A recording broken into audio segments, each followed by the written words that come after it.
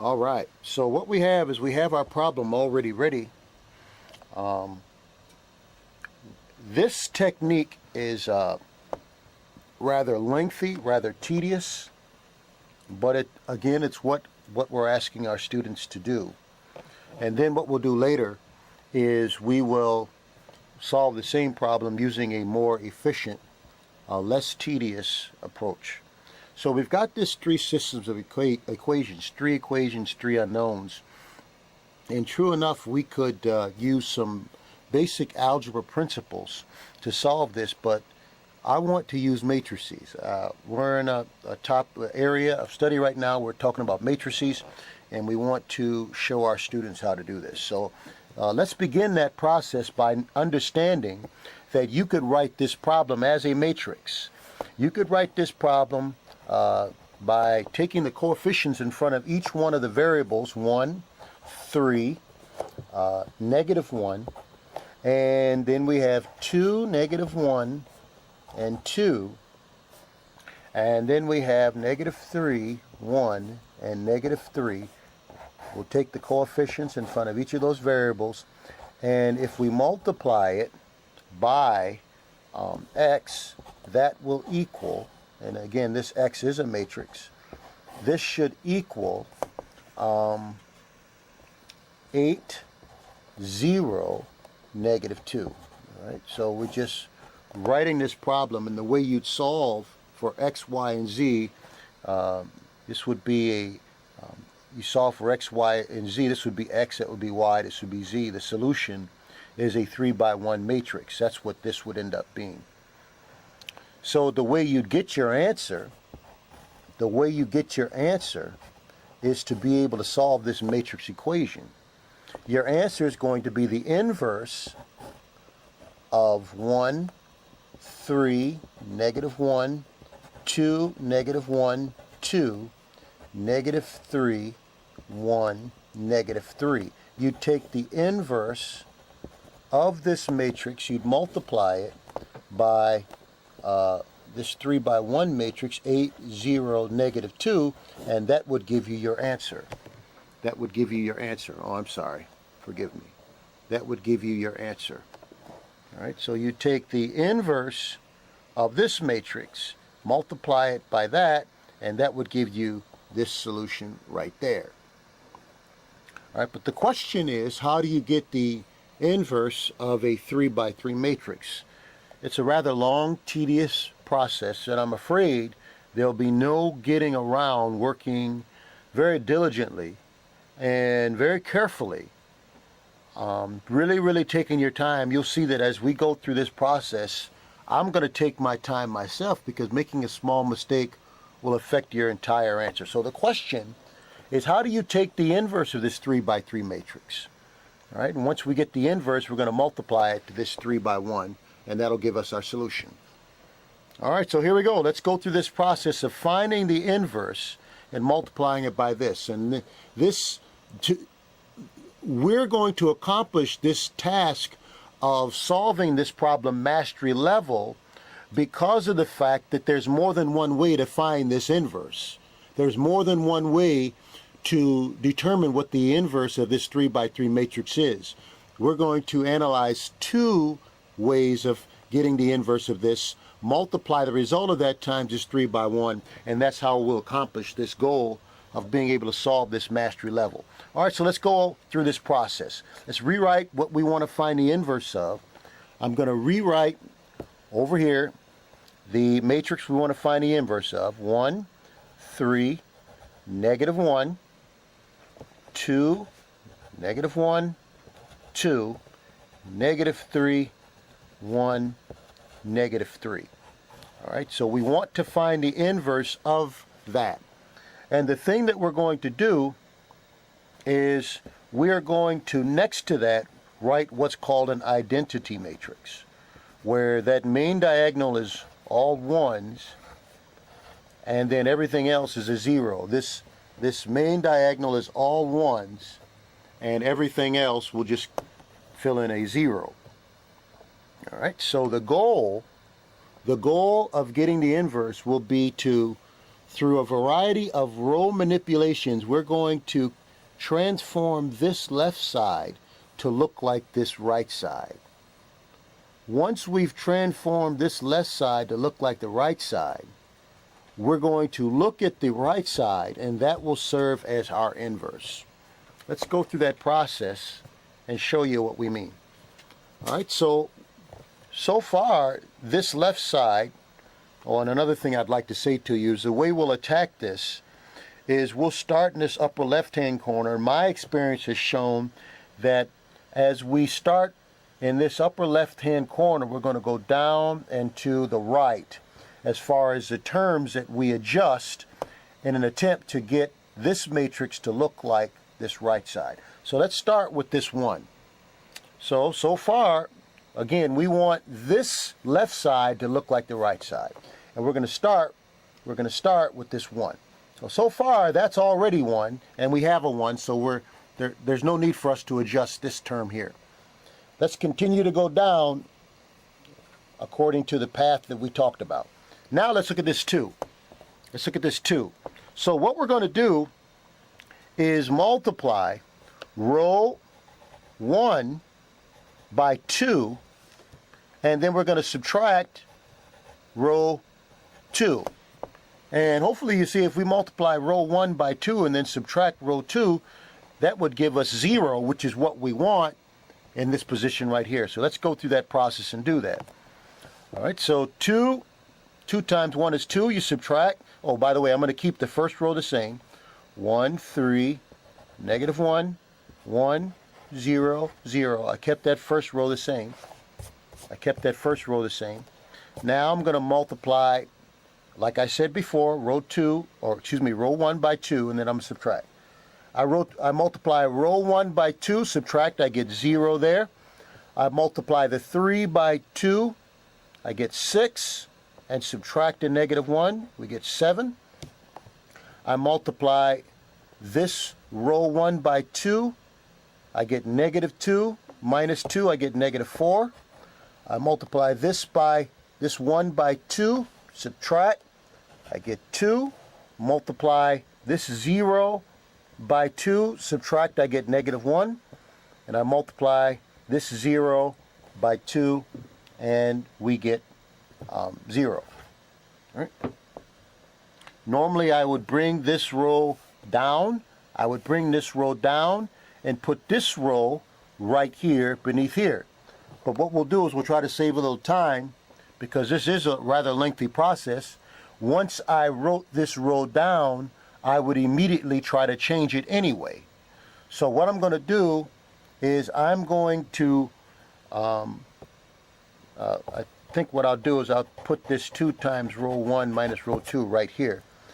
2 times row, 2 times row 1 minus row 2, and I put it there so I can show you where this third row is coming from. So now what I would do is, using this matrix up here, I would take 3 times row 1 and I would add it to row 3. Hopefully you see that if I multiply this row by 3, that would change this 1 to a 3, and if I added it to row 3, that would give us a 0, which is what we want. I've already attacked the 2. I've already attacked this 2. Now I'm in the process of attacking this negative 3, and I want it to be 0, because the identity matrix has a 1, 0, 0 here. All right, so let's take 3 times row 1. 3 times row 1, this would be 3, and if I add, I get 0. 3 times row 1, that's 9. If I add the 1, that's 10. 3 times row 1, that's negative 3. If I add the negative 3, I get negative 6. 3 times row 1, it will give you 3. If I add it, I get 3. This 3 times 0, you get 0. Add it to 0, 0. 3 times this 0 is 0. Add it to 1, you get 1. You get 1. All right? So that looks pretty good. That looks pretty good. So now what we've got is we've got a 1 here, a 0 here, a 0 here, which again, we're trying to get this identity matrix. So we got the 1, 0, 0. I told you to proceed through this problem where you go in this L direction. This has been my experience, that if you travel in this direction, you get through the problem much more efficiently. All right, so now that said, let's attack this 10. Let's attack that 10. All right, the way we're going to do that is we're going to multiply this row here by 10/7.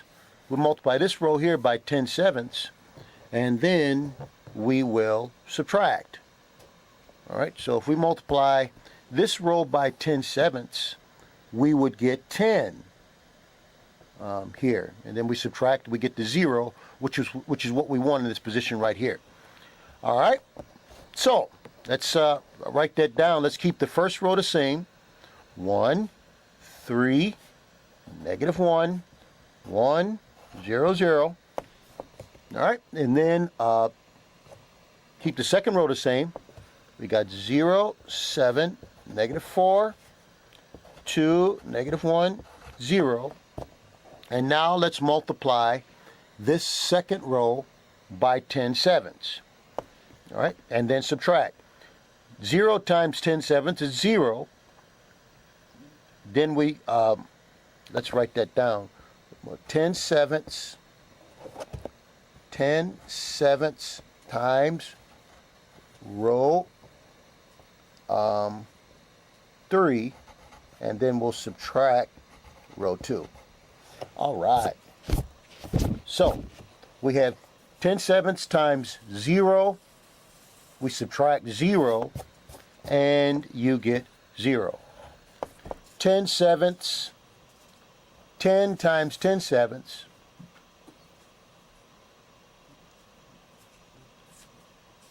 Uh-oh, I think I may have made a minor mistake there. Instead of multiplying by 10/7, what we'll do is, I think what we'll do is we'll multiply by 10/7. But what we'll do is we'll multiply row 2. Let's multiply row 2 by 10/7. And then subtract row 3. Sorry about that. Okay. We'll multiply row 2 by 10/7, and then we'll subtract row 3. I hope everyone's okay with that. This still will remain 0. Let's multiply 10/7 times 0.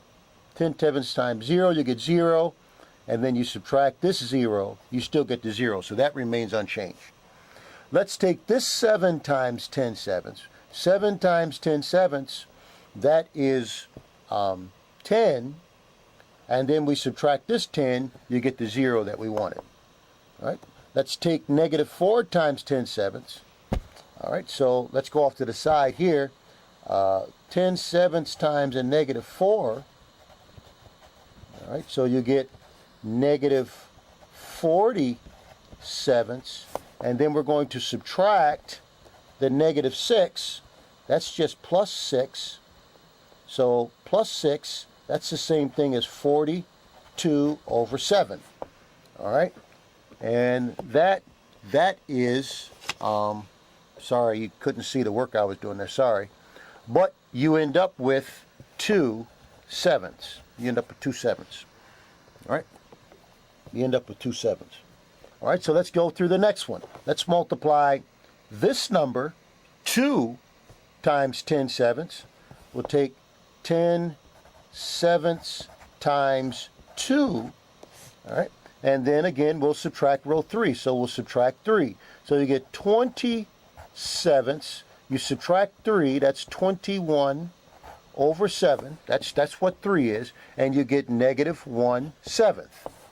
You get -1/7. All right, so let's take this -1 times 10/7. You get -10/7. You get -10/7, subtract 0, and you just get -10/7.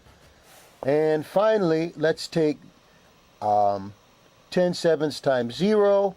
We subtract the 1, 10 times 0 is 0. Subtract the 1, you get negative 1. You get negative 1. All right.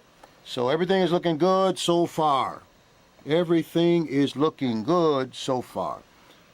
There's no getting around the amount of time that this is taking. There's no, unless you have a calculator, of course. Calculator can do this stuff very, very quickly. But we want to show our students how to do this stuff by hand before they use a calculator. All right. So now, again, we're going in this direction, sort of counterclockwise, if you will. So now we've addressed the 0 here, the 0 here. Now we want to attack this 2/7, this positive 2/7. And again, we have a goal of making this left side look like this identity matrix. So we've got the 1, 0, 0, 0. We want this to be a 1. All right, so the best way to make this a 1 without impacting these zeros or changing these zeros is multiply by the reciprocal of this 2/7, or 7/2. You're going to multiply by 7/2 all the way through, and then that way nothing is unchanged. The zeros won't be unchanged, and the numbers up here, particularly the 1 and the 0, will remain unchanged. So let's keep those first two rows the same. We got 1, 3, negative 1, 1, 0, 0, 0, 7, negative 4, 2, negative 1, 0, and now let's make that a 1 by multiplying by 7/2. That's what will make that 1. So we get 0, 0, those remain unchanged, 7/2 times, all right, so I'll write that down. 7/2 times row 3. 7/2 times row 3. All right. So we have to multiply 2/7 by 7/2. That'll be 1. We have to multiply negative 1/7, negative 1/7 times 7/2. We get negative half. And then we have to multiply negative 10/7 times 7/2. We get negative 5. And then we have to multiply 7/2 times the negative 1. We get negative 7/2. All right, so we're really getting to a place. We're really getting to a place where we're really adjusting this matrix to look more and more like that identity matrix. Next step, let's attack this negative 4. Let's attack that negative 4 with a desire to make that negative 4 in this middle, right-hand middle position, that right-hand middle position, if you want to make it to look like the identity matrix, that has to be a 0. It has to be a 0. All right, so let's attack that second row. So we got 1, 3. I'm just rewriting the first row. Negative 1, 1, 0, 0. That middle row, the way we're going to get that middle row, let's write the third row real quick. 0, 0, 1, negative half, negative 5, negative 7/2. All right, so we want to attack this, adjust this negative 4 to be 0. Let's multiply row 4, let's multiply row 2. Let's add it to 4 times row 3. All right, so if you take 4 times row 3, that would make this a 4. And then you could add it to the negative 4 and it would produce a 0. And we will put the result of taking 4 times row 3, adding it to row 2, and that'll be our new row 2. All right, so let's go through that process. So 4 times 0 is 0. All right, and then you take 0 plus the 0, and that would give you 0. All right, so 4 times this 0, that would give you 0. and then 7 plus that 0, let's make that 7. All right. 4 times 1, that is 4. We add it to the negative 4, we get 0. That's why we did in the first place. 4 times negative half is negative 2. We add it to that 2. One more time, 4 times the negative 2, that is negative 2. And we add to the 2, we get 0. Sorry about that. Yeah, I told you already, I'm really taking my time because making a mistake would really mess up the entire problem. All right, so now let's say we want to multiply this negative 5 times 4. We get negative 20, and we add negative 1 plus a negative 20, you get negative 21. And for negative 7 halves times 4, you get negative 14. We add it to 0, we get negative 14. All right.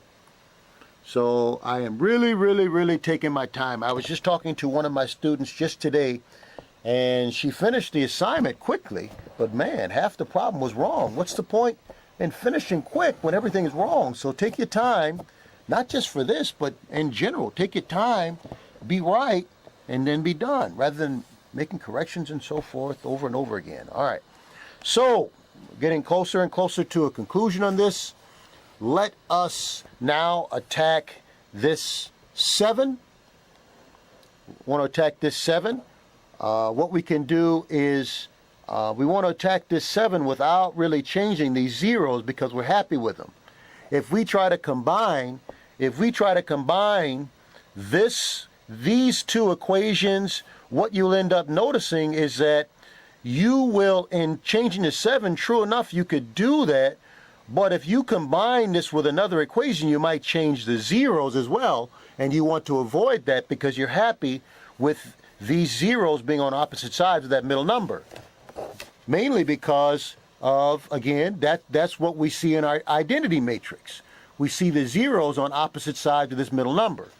So do something that attacks the 7 but not the zeros. Do something that attacks the 7 but not those zeros. Hopefully you see that you could divide this entire row by 7. You could divide that entire row by 7. So let's do that, keeping the first row and the third row the same. All right, so let's complete the problem up here. So we got the 1.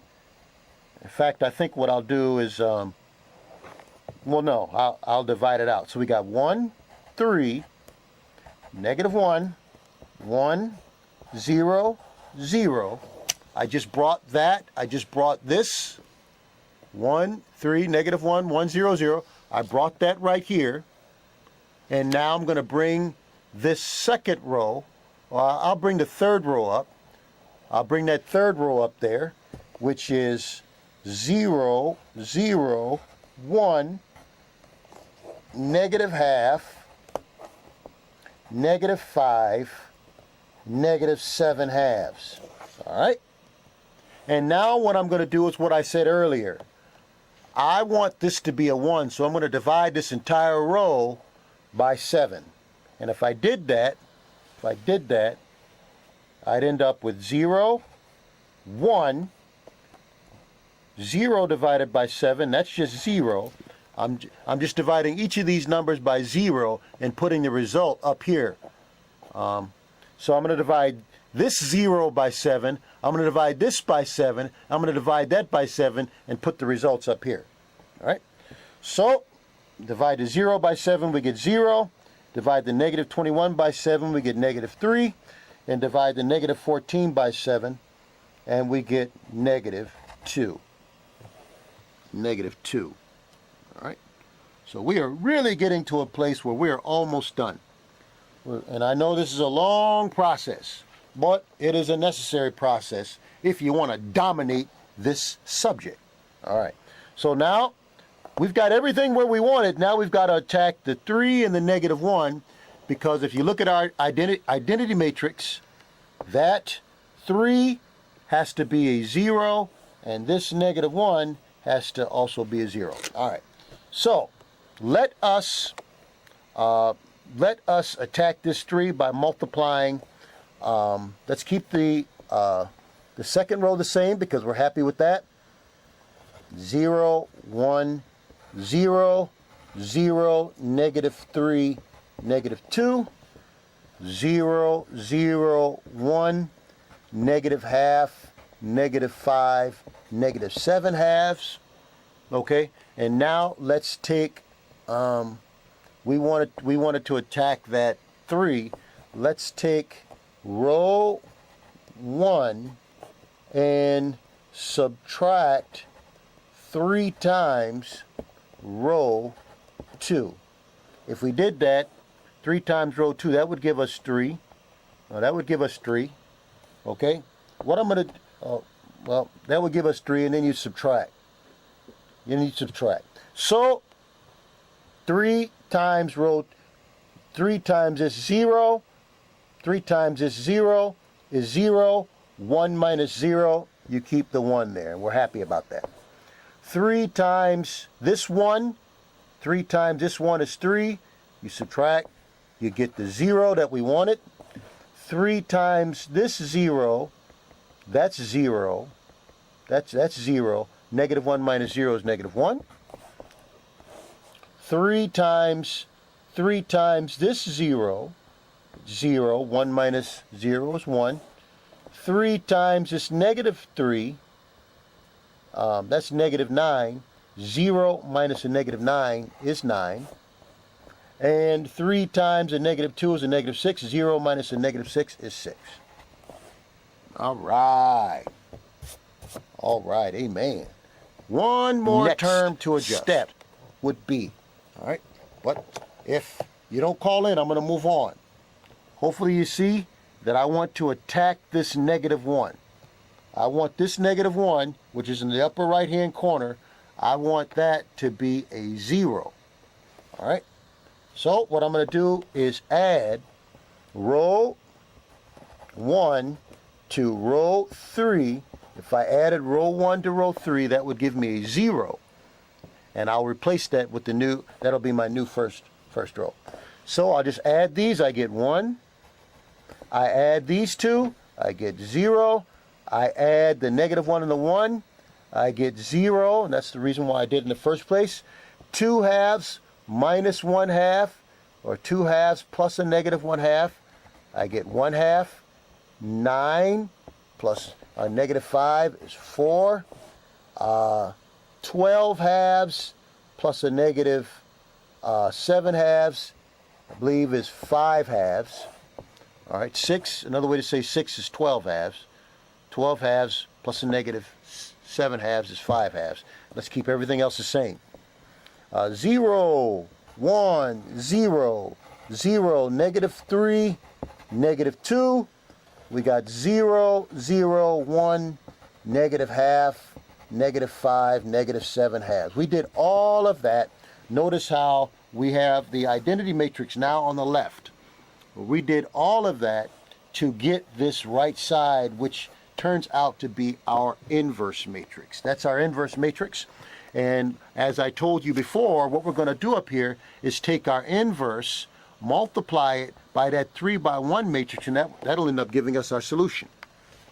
All right, so let's do that. So we've got our inverse now, which is half, 4, 5 halves, 0, negative 3, negative 2, negative half, negative 5, negative 7 halves. That's our inverse. And we want to multiply that by the 3 by 1 matrix. We get 8, 0, negative 2. All right, so we can multiply a 3 by 3 and a 3 by 1. The result, we can multiply it because those 3's are the same. The result is going to be a 3. The result is going to be a 3 by 1. All right, so let's just do that. So we get half. This is first row, first column. Second row, first column. third row, first column. All right, so we get 1/2 times 8, which is 4. 4 times a negative 2, which is a negative 8, minus 8. And 5/2 times a negative 2 is a negative 5. All right, so we get negative 4. Uh-oh, I think I may have made a mistake somewhere. Let's look at my work a little bit better. Again, 1/2 times 8 is 4. Oh, here's where I made my mistake. 4 times 0, I told you I had to be careful. You do too. 4 times 0, that's 0. Forgive me. That's 0. Plus 0. Minus 5, you get a negative 1. All right, you get a negative 1. Now, second row, first column. Second row, first column. 0 times 8 is 0. Negative 3 times 0, that's also 0. And then negative 2 times a negative 2, that's a positive 4. We get an answer of 4. All right. And then last but not least, third row, first column. Negative 1/2 times 8, that's negative 4. Negative 5 times 0, that's plus 0. And negative 7/2 times a negative 2, that's positive 7. Negative 4 plus 7 is a 3. So what we end up with is our 3x1 matrix. Those end up being our solutions, where x is negative 1, y is 4, and z is 3. All right? So that's our final answer. So what we want to do is, that was a long-winded problem. It's not the most efficient approach. But if you're in a linear algebra course, you're expected